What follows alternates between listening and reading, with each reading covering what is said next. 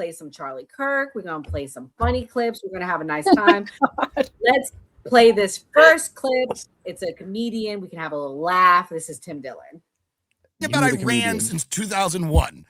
Iran. And in Long Island, you know, during the Iraq War, when everyone, including me, thought that was a great idea, of course, my defense is that I was 17 and on cocaine, you know, you would bump into people in Dunkin' Donuts, and they would go, yeah, the real problem's Iran. They're going to go into Iran after Iraq. That's where they're going to go, to Iran.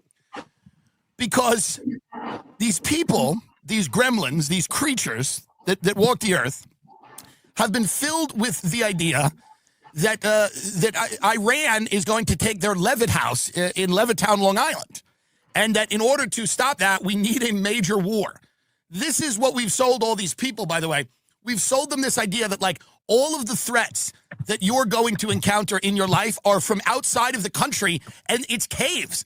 There are these people in caves plotting to destroy, but they're also really super sophisticated and brilliant. And in caves, but really smart. And they're religious fundamentalists, but also futuristic tech geniuses. And they're able to do all kinds of things, like attack our country. And on the day when NORAD had scrambled all the planes, they picked the exact right moment. It's wild what these people are able to do from a cave. It's really amazing. It is unreal what they're able to pull off from a cave. I mean, because they're all in caves, and they're all plotting to take the things from you. They're going to come in here somehow. Now, you would think, wouldn't it be easy to stop them from coming in here if we just didn't let a lot of people come in, if we tightened up security as to who could come in and who could go, well, that's silly. We can't do that. It's a global world. So then you go, okay, so then what do we have to do to make sure that no one attacks us? Well, we have to go around the world overturning their governments and convincing them all to love us. Oh, that seems so hard. It seems so much easier to just, like, make it harder to get into our country. Well, you'd think that, but actually the best course of action is to just go get these people to really love us and appreciate us. And how do we do that? Attack them. We attack them. What? We bomb their homes and families. And then the ones that are left alive realize how benevolent and good we are because we let corporations go in there and do things. Oh, okay.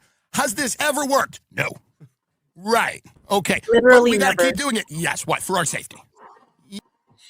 Gray, thank you for your service. You were the one on the line that went to the neighboring country of Iraq, and you served. On our morning talks, you said Iran is a threat. So I want you to explain to us why Iran is a threat and why this goes against what Tim is saying.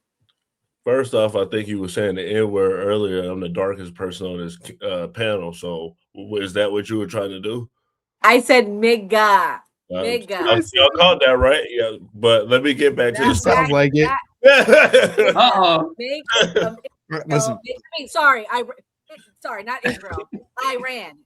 Make Iran great again. Somebody pointed that out to me because months ago I said I'm just gonna move to Italy if the Democrats ever get into power, and I'm gonna start the MIGA. I'm not gonna say it. The MIGA movement of Make Italy Great Again movement. And I said out loud, they're like, do not ever say that again, because that sounds exactly what you would think it sounds like.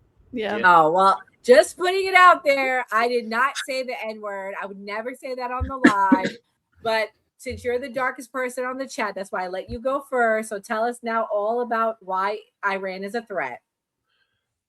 What I said was a comparison to Venezuela to get what I said correctly. You said, oh, I feel like we should take Venezuela more than Iran. I said, no, yes. Iran seems to be has been more of an issue for us over a span of years based on domestic terrorism, based on anti-American rhetoric, when more so Venezuela's more like a money situation.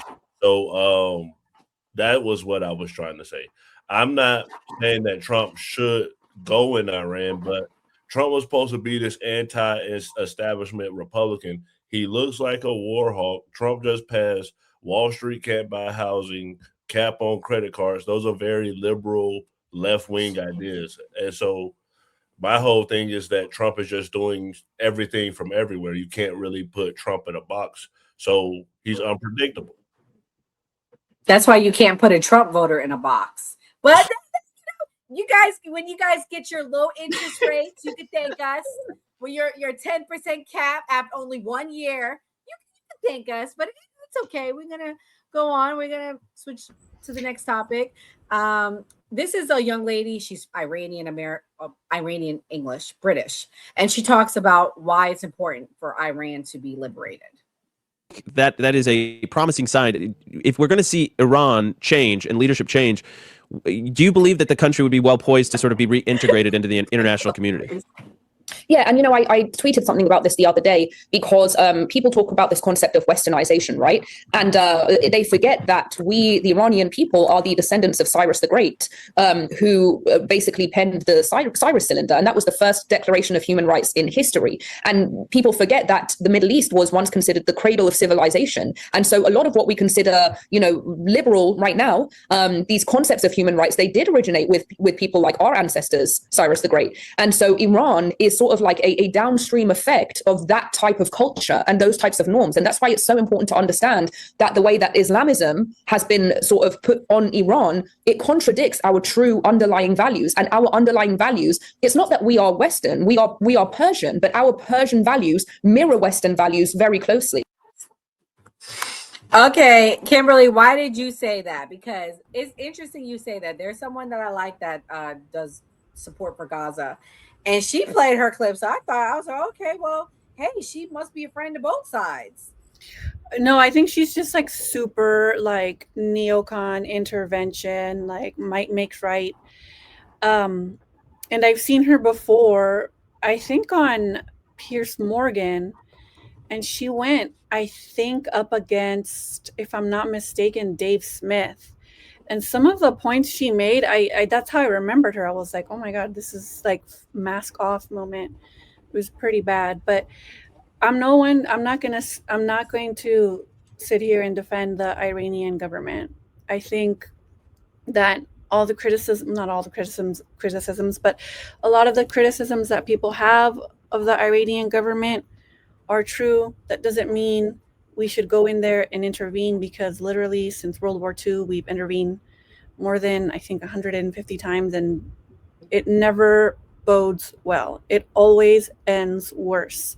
And I'm pretty sure everybody here knows about the 1953 Iran coup. We took out. No, we're gonna play that clip. But okay, then let's go ahead and do that on the show. We've talked about it before on the show, but I always got to take people down memory lane. People don't know Iranian history, but we very much had a hand in why they are in the situation they're at now. We did, Israel did, and the UK did. It was 3 parties involved. It wasn't just, and anyways, I will say, I'm sure sorry, really quickly, like whenever you hear about or hear from people who are Venezuelan or people who are Iranian, who are the diaspora or immigrants from that country, their criticisms of the authoritarian regimes aren't necessarily wrong. But the answer is never intervention. That's what my criticism is. And if it really was like for democracy, we're friends with Saudi Arabia. Give me a break. And I was telling somebody that too, because she was saying to me, we need to go in there for the women. I said, well, women are treated way worse in Saudi Arabia, if that's how you feel. That's a little monarchy. They have 0 elections. They're much worse. You won't ever see a protest in Saudi Arabia. They will literally shoot you. Mm-hmm. We're friends with Sisi in Egypt. Like, well, that's a whole other story too. But it's like they always just feed us this propaganda, and people eat it up, and it really makes me sad because it works both ways. This is not a Republican issue. It's the Democrats and the Republicans who just feed the war-making machine. It's a very profitable war-making machine. They just increased the freaking military budget too. It breaks my heart. So, Enzo, are we going to make Iran great again? What's your thoughts? I've been following this very, very closely over the last couple weeks since what we did in Venezuela.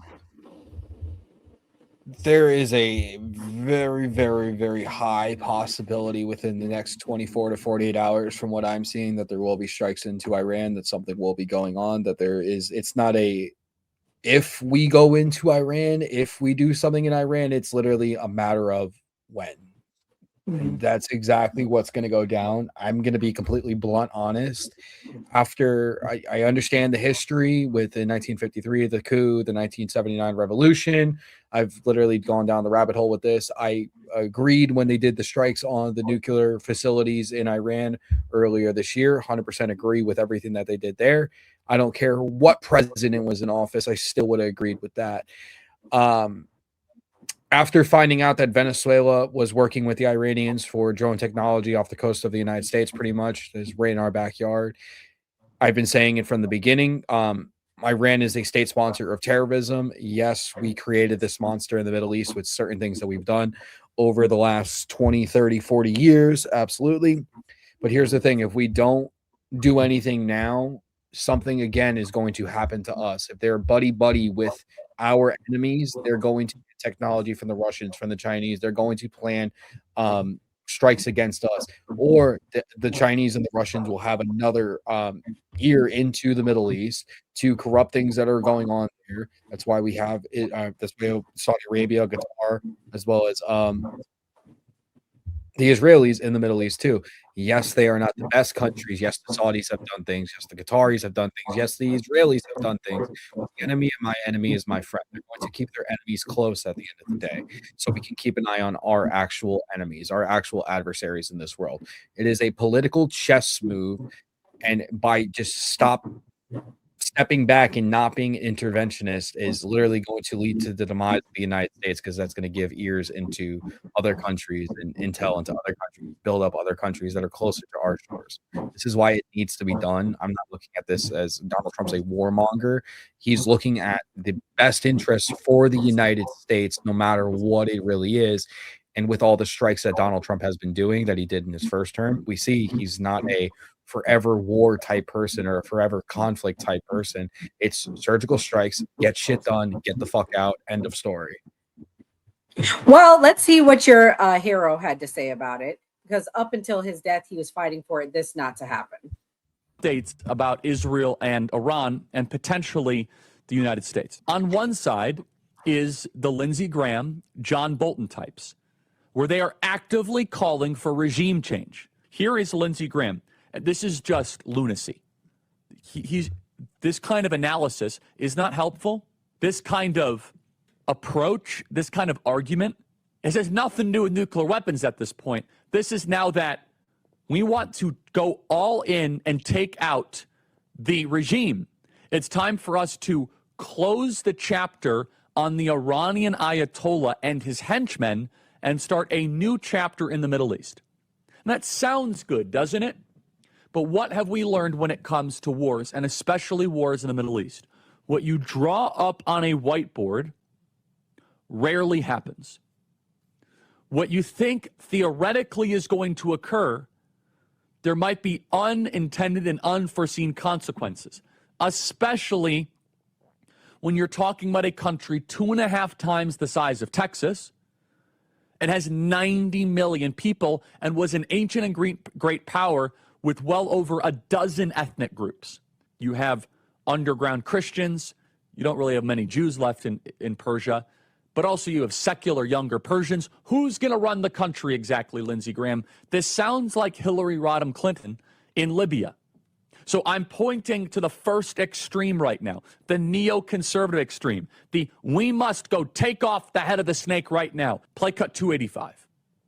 Be all in, President Trump, in helping Israel eliminate the nuclear threat. If we need to provide bombs to Israel, provide bombs. If we need to fly planes with Israel, do joint operations. But here's the bigger question.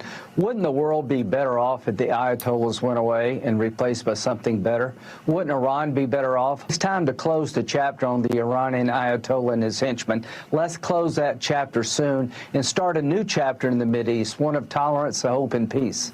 Okay, that sounds good, but that's pathologically insane. I'm sorry, it is. How do you know it's going to be better? Yeah, the Ayatollah is awful.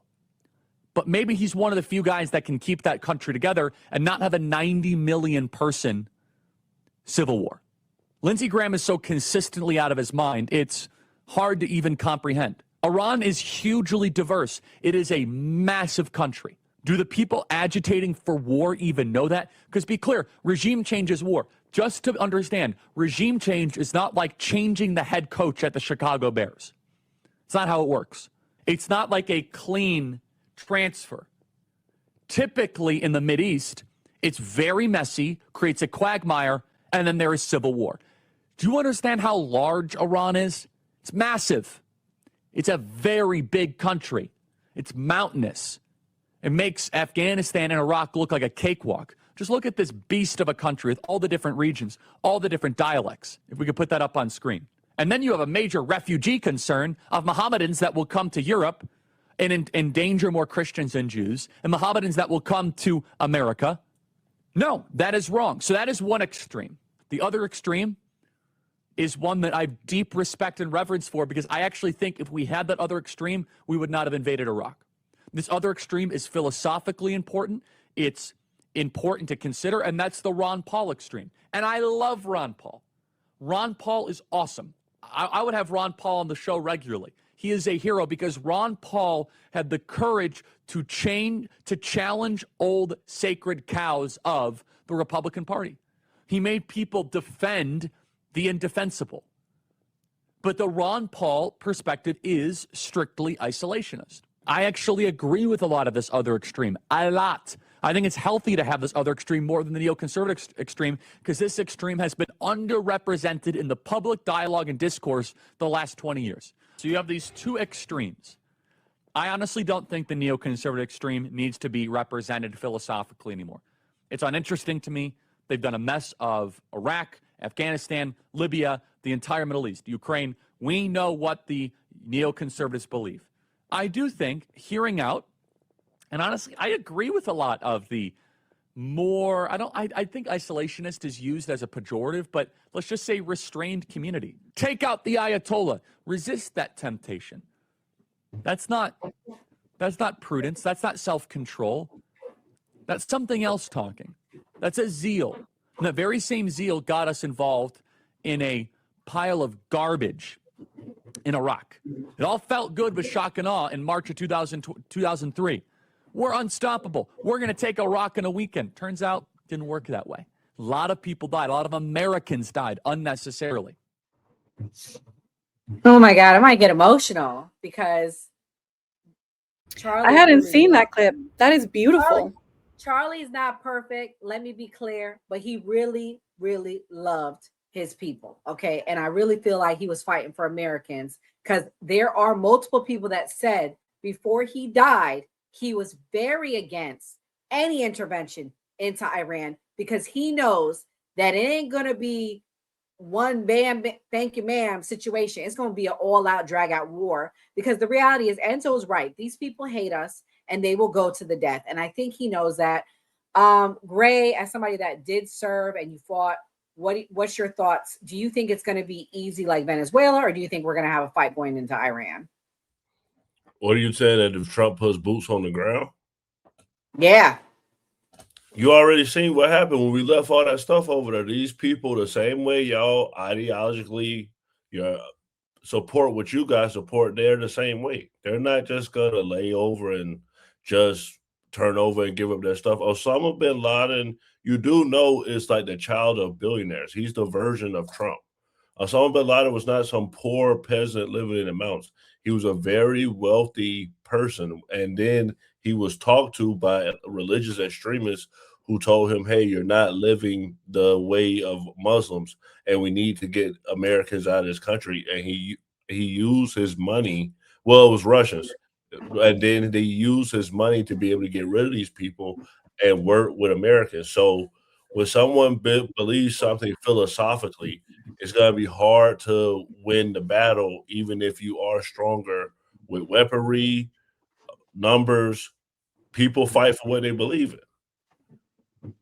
Do you think we're going to be able to go in as clean as we did to Venezuela, or do you think it'll be a bigger fight?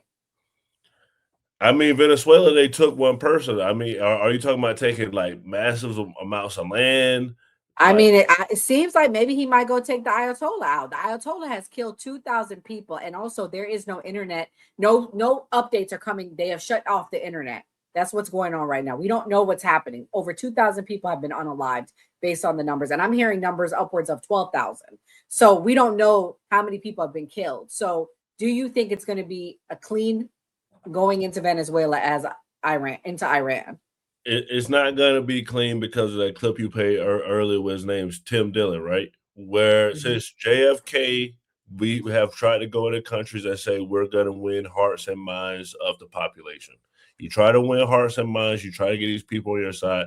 In the war that me and Doc then went to, people would pretend to be on your side, then they would grab their family members or whatever, then they come back and then they blow somebody up or they kill somebody, and you just was chilling and talking and hanging out with this guy the other day.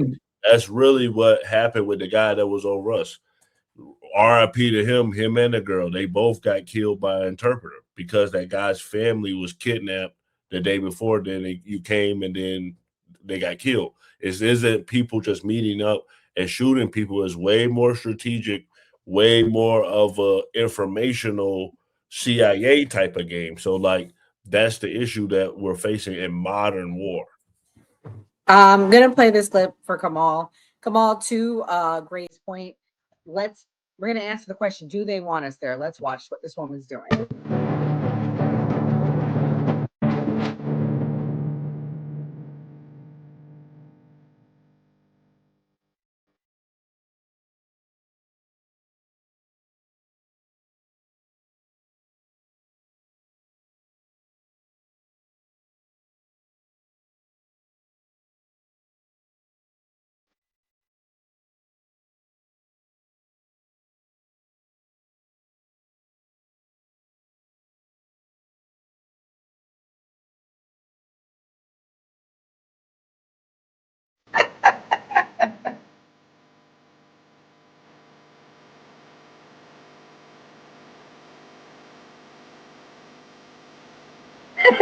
Come on, you're cool.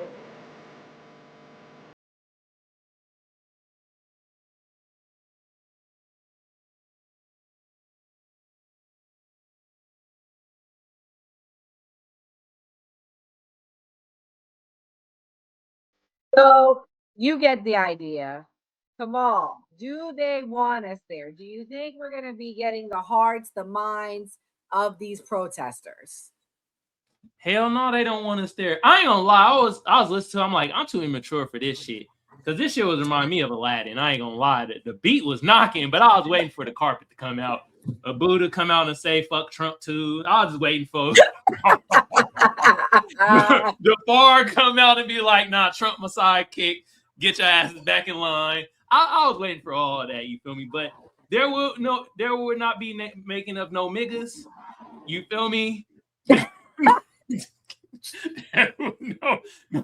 no nigga making will be happening. We saw them burning the hell out them pictures. I'm surprised they didn't burn the flag. That mean they burned the flag. Oh, I thought they burnt the flag. Or maybe they don't have the United States flag there. That's a good point. Come on, I haven't seen them burn flags this whole week. Well, it could be illegal to have American right. flags well, I couldn't find any clips. Oh, okay.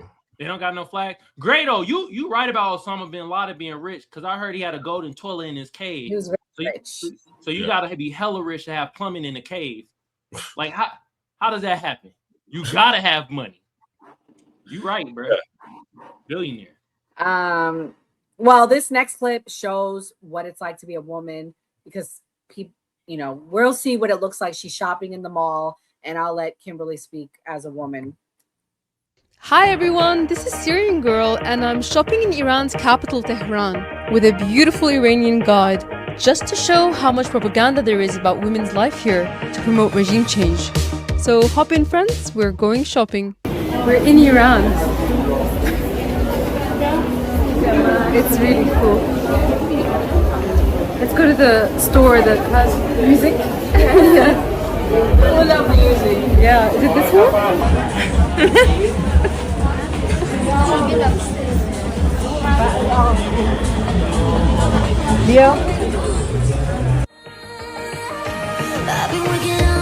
I love how she didn't show.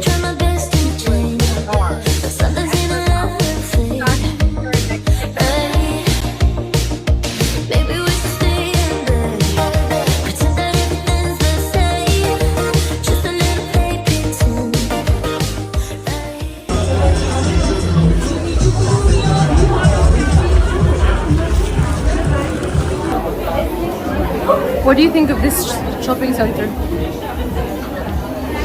It's kind of. Is it the best one? No. It's not. It's a bit busy.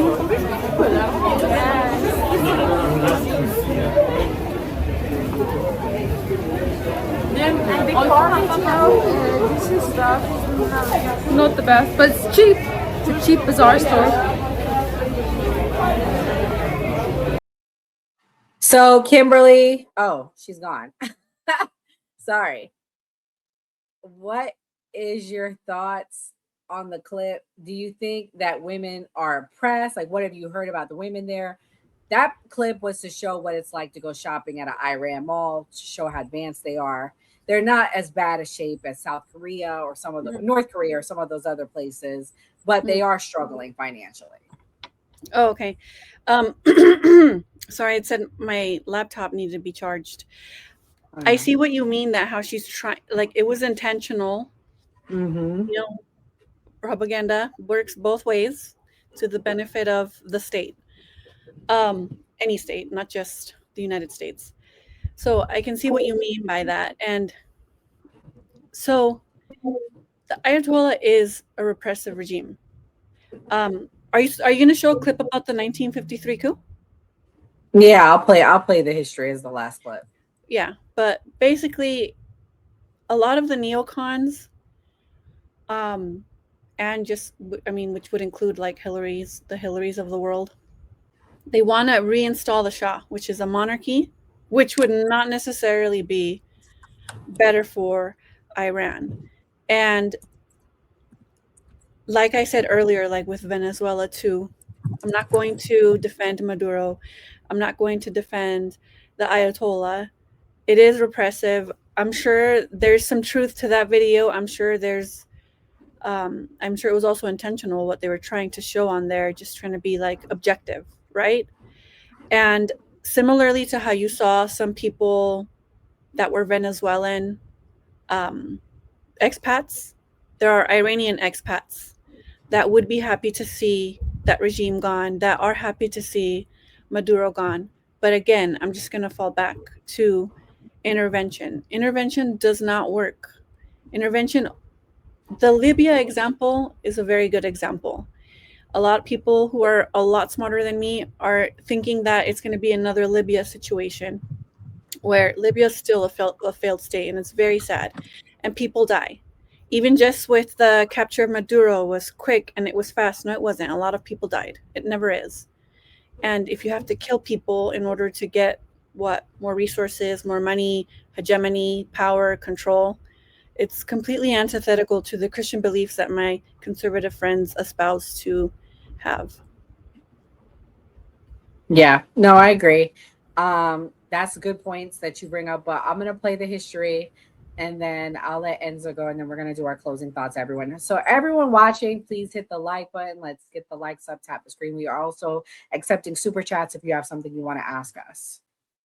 Here to tell you what is going on in Iran and why you should be paying attention. Hint, because it is a very familiar story. Most people believe that the story of Iran begins in 1979 with the Islamic Revolution, but our story actually goes much further back. It begins with the Red-Green Alliance, the alliance of the far-left Marxists with the far-right Islamists. Their union not only destroyed Iran, that ideology infected the West. That is why I say Iran is not the past. Iran is a warning of what happens when that ideology goes unchecked. correct, and I'm about to tell you. So let's go back in time for a few short seconds. How did socialism make its way to Iran? A lot of people don't know this, but the Soviets actually entered Iran in the early 1920s and annexed a northern part of its territory, turning it into a socialist state. Well, like all other socialist states, it was obviously doomed to fail, and fail it did. But that wasn't before the Marxist ideology went underground in Iran, infecting Iranian textbooks, academic life, education, and the intellectual elite. But most importantly, what did this Marxist ideology teach young Iranians? It taught them that the West was their enemy and it was their moral duty to fight Western imperialism. This is what I call the Great Lie. Why? Because it was never about fighting the West or even making Iran a better place. It was about using our lands as a revolutionary launchpad for their communist dreams. Then came the turning point. In the 1960s, the Shah introduced the White Revolution. That was a modernization project. It increased women's rights, women's suffrage, education, literacy, land reforms, industrial expansion. It was supported by the Iranian people by referendum. But guess who rejected it? Of course, the Red-Green Alliance. They said that that type of modernization was westernization, and that couldn't happen in Iran. That was when the Marxists and the Islamists began setting fire to everything. That's why they set fire to Rex Cinema famously, because they said cinemas were a symbol of westernization. That movement eventually led to the 1979 revolution that overthrew the Shah and ushered in the Islamic regime. And who, pray tell, was the leader of this revolutionary movement? Ayatollah Khomeini. Like every practitioner of the Great Lie, he mastered borrowing Marxist language to promise free everything. Free water, free education, free healthcare, free housing, free transportation. Well, Iranians discovered very soon thereafter, turns out there's no such thing as a free lunch. It was, of course, a gigantic grift. What came next? We've all seen. A hands-made tale style, totalitarian theocracy, hanging, lynching, shooting, blinding, people just asking for basic human rights. And who were the very first people to be executed as soon as that regime came to power? The same leftists that ushered them in, convinced of the Great Lie. Now, almost 50 years later, after multiple attempts, this is what the Iranian people are rising up to free themselves from. And it is very important to pay attention to exactly what they're chanting. They're not just saying down with the dictator. They're saying in akharin nabarde Pahlavi barmigarde. What does that mean? It means this is the last battle, then Pahlavi will return. Why? Because Reza Pahlavi is the son of the last Shah, who they ousted because of the Great Lie. The Iranian people will choose their own future by referendum, but before they move forward, they must correct the mistakes of the past. They are calling for Reza Pahlavi as a closing of the karmic loop, a symbolic return to the Iranian civilization that we once knew before we move into an even greater future.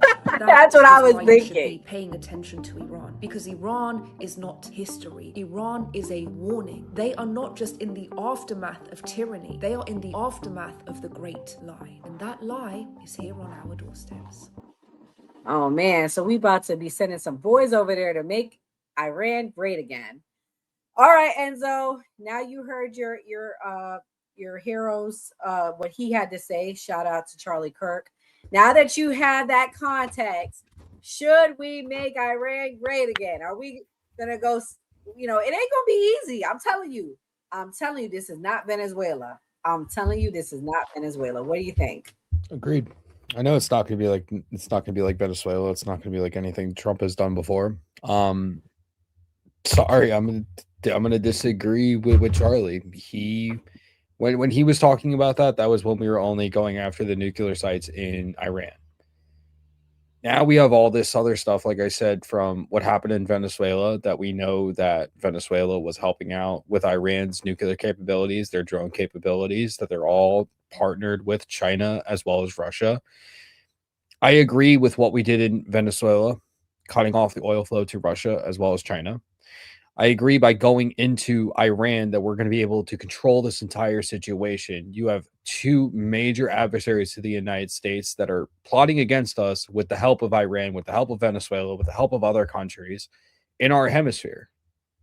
Obviously, the United States, as well as all the other countries that are in talks with everything that's going on with Iran, not even just Israel, they have intelligence on the ground that they're going to go with.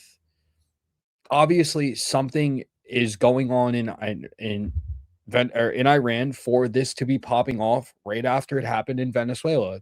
So all the dominoes are literally playing right into each other with this. There's a lot more that we as American citizens don't know about, that we will not know about for 20 to 30 years from now. I agree with what's going on because, again, I'm looking at this as China's not going to be able to go into Taiwan by taking the oil in Venezuela and taking away another country in the Middle East. They're not going to be able to go after the Americans or any of our allies in the Middle East or plan anything towards Europe, because no one's ever going to attack the United States head on. They're going to go to our proxies. They're going to take out everybody else to try to get to us, to try to drag us into something. I'm looking at it as precautionary actions so we don't lead to a full-blown world war, that we can bring our major adversaries to their knees without even firing a shot in their direction by taking out their proxies before they can do it to us. So this needs to be done. Let's just hope it's not a drawn-out conflict, is what I will agree to. If it turns into that, then I'll sit here and say I was completely wrong about everything. But who knows? All right, guys, we're gonna start our closing thoughts. I'm gonna let ladies go first. Kimberly, will we make Iran great again? Sadly, as history has proven, no, and especially not if they put the Shah back in there. I'm gonna find you guys a clip of Jeffrey Sachs explaining the 1953 coup and everything that happened thereafter. Whenever there's a conflict in the world, rule of thumb, if the United States is involved, that's the bad side. And that's not to say that there are not other bad sides, but the United States government is the biggest, worst bully in the whole fucking world. So we always make everything worse because we want total control and hegemony. And in the 60s, with the whole nuclear scare, there was this nuclear mutually assured destruction, which is not something that is good. That basically means that we're just going to blow each other up to smithereens. That's what we're headed to. And all these countries all over the world, when they see that the United States doesn't fuck with North Korea, and it won't fuck with other countries that have nuclear weapons, at least not directly, like with Venezuela and Iran, then that leads other countries to think, oh, that's the only way we can get them not to mess with us, is if we have nuclear weapons too. We're creating enemies everywhere, all the time. It makes us less safe. It's expensive. It's counterproductive. And again, it's like completely antithetical to any of the Christian beliefs that at least Donald Trump espouses to have. And I believe in full denuclearization, just for the record. I'm not saying that that all countries should have nuclear weapons, but that's how other countries think. And but yeah, I will, like I said, Jeffrey Sachs is really good with foreign policy. Glenn Greenwald did a really good episode the other day. Dave Smith, really good. Abby Martin has this podcast called The Empire Files, solid. When it comes to, like I said, foreign policy, rule of thumb, the United States, probably not the good side. And we should always at least look at everything in a more critical lens and be able to think of for ourselves and not just this garbage that they're feeding us through different forms of propaganda. Wow. Kamal, what's your closing thoughts? Should we make Iran great again? I don't think we're gonna be making any niggas anytime soon, to be honest. We saw how they was burning the hell out them Trump pictures, man. I ain't gonna lie. I thought I heard one of them said "Death to America" or some shit. I heard it faintly in the back. Shit. Anyway, like you said, Nora, it ain't gonna be easy if we try to go into Iran and try to stir up some shit and do some war type of stuff, you know. But Pam Bondi, most definitely a DEI hire. She should be fired. How come you ain't arrest nobody? That's terrible. God damn. We also talked like briefly about what happened to the lady, to the ICE agent. You know, just comply. You won't die. Shout out to everybody on the new party. Everybody got their own YouTube, their own TikTok channels. I be on Enzo Live sometimes. It'd be funny as hell. Kimberly, check out her Instagram. Also, I got pinned to the top of my chat, the new party. Y'all make sure y'all sub to them and also hit the notification bell. On my end, Kamal Johnson Network. Y'all can come over there. I go live 3 days out the week. Also, hit me with a like and also hit that notification bell so you know when I go live. Shout out to everybody in the chat. Y'all was cool. Y'all was funny. The one patriotic dude, patriotic watcher, boy, that was the most unfunniest joke I ever heard in my goddamn life. He was like, "Yo, the dude with the sunglasses got a fungal infection." Boy, if you don't shut the hell up and tell your mama stop sucking your dog from the back. Anyway, everybody else have a great night. There will not be no niggas being made. You know, it ain't happening. Making Iran great again, highly doubt it. Shit, at this point. Oh Lord. Enzo, will we make Iran great again?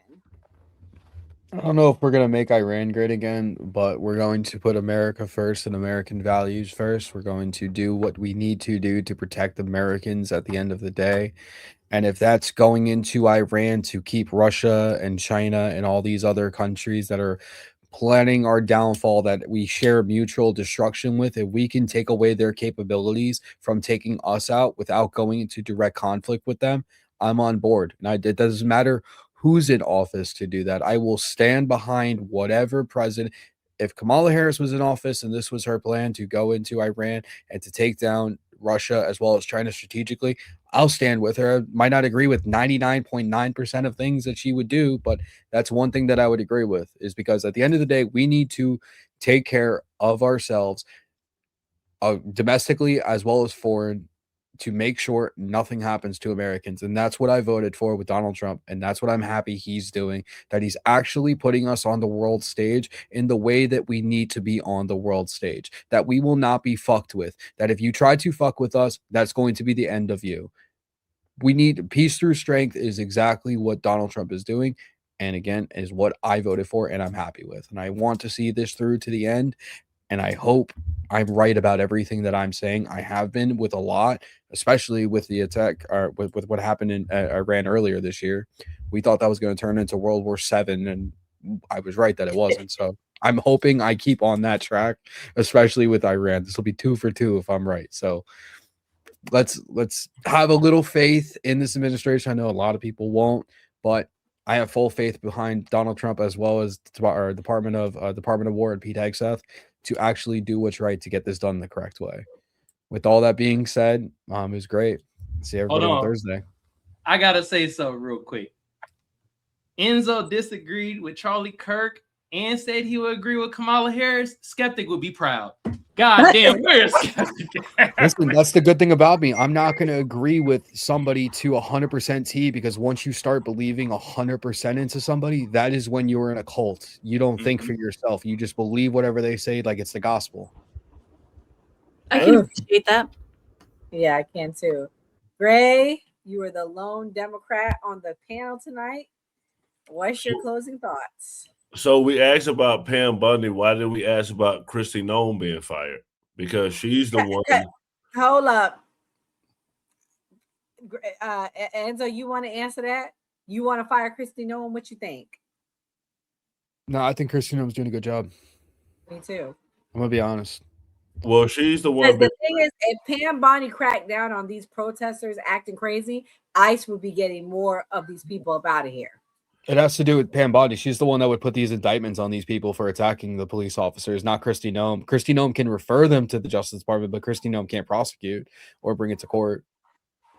For me, Kristi Noem, these are her people, and she was the one on CNN. I don't know if you have the clip, and they asked her. They said, "What are we supposed to think? Like, the government is doing this. And then she says, you can't trust the government. And it was Jack Taper. He says, well, you are the government. And then she says, well, that's exactly what I mean. So this is her officer. She's the one over ICE. I would think that we should ask her first because Pam Bondi has to go through the line. People have a right to a jury. They have a right to go to court. So that takes a lot of time. And I don't feel like it's her fault that these cases aren't necessarily being brought. Like once someone's been arrested and then they go to court, then she fights the case.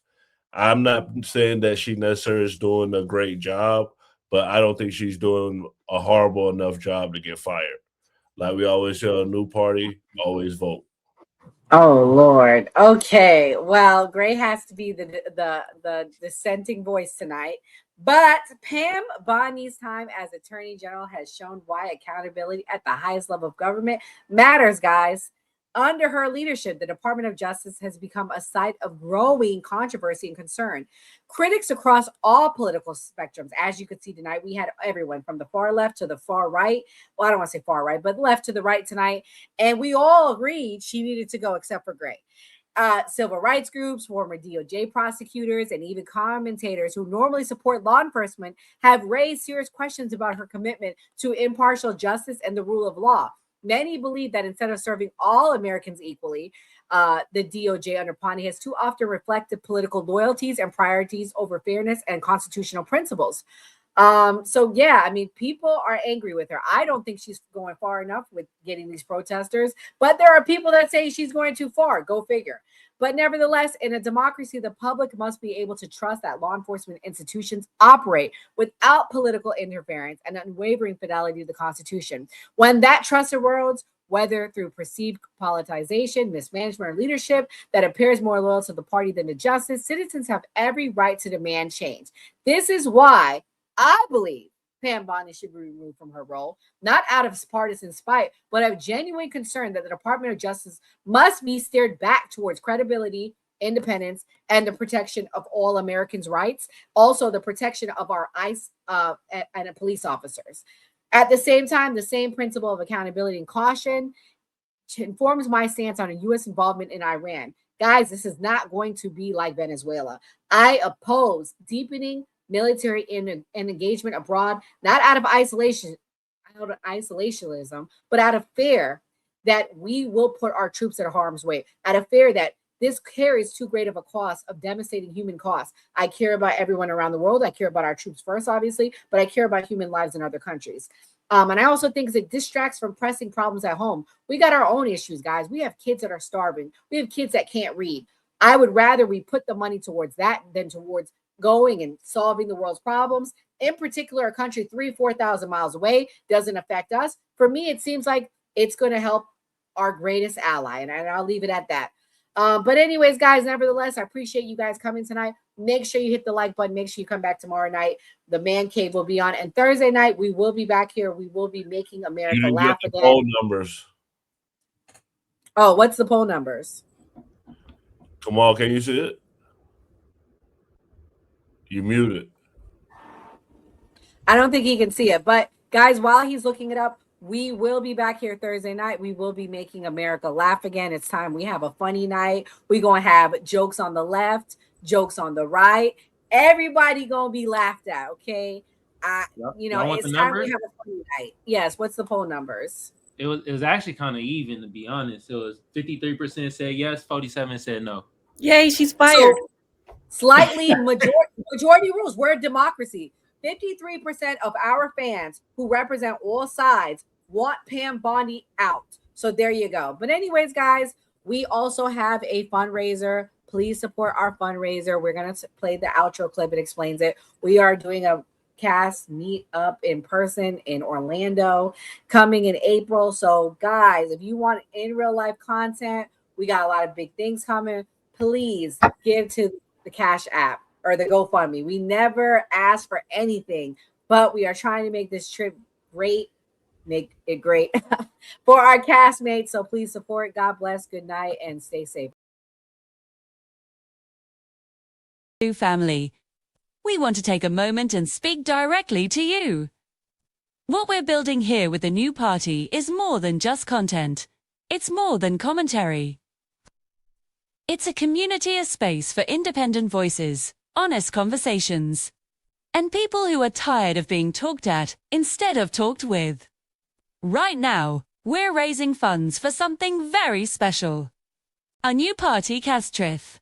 An in-real-life content experience coming April 2026. This trip allows us to bring the team together in person. Many of us who have only worked virtually to create real, high-quality, independent media. Media that isn't funded by corporations. Media that isn't controlled by political parties. Media that answers only to the people. Our goal is $5,000, and every dollar goes directly toward hotel accommodations for the team, food and travel necessities, studio and production space, so we can bring you even better content. Your donation isn't just helping us travel, it's helping us continue. It's helping us stay independent. It's helping us grow. And it's helping us build something that lasts. Right. By the end of this year, our dream is to host a watch party, bringing the team together and opening the doors to the public. Donations like this make that possible. They help turn an online movement into a real-world community. We truly look forward to meeting all of you one day. But for now, we're incredibly excited to finally meet each other, to strengthen this team, too, and to bring you even more meaningful, powerful content. If you believe in independent media, if you believe in community over corporations, if you believe voices like ours deserve a seat at the table, please consider donating to our GoFundMe, becoming a member, or supporting us by buying merch. No contribution is too small. From the bottom of our hearts, thank you for believing in us, for rocking with us, and for helping the new party continue to grow. We couldn't do this without you.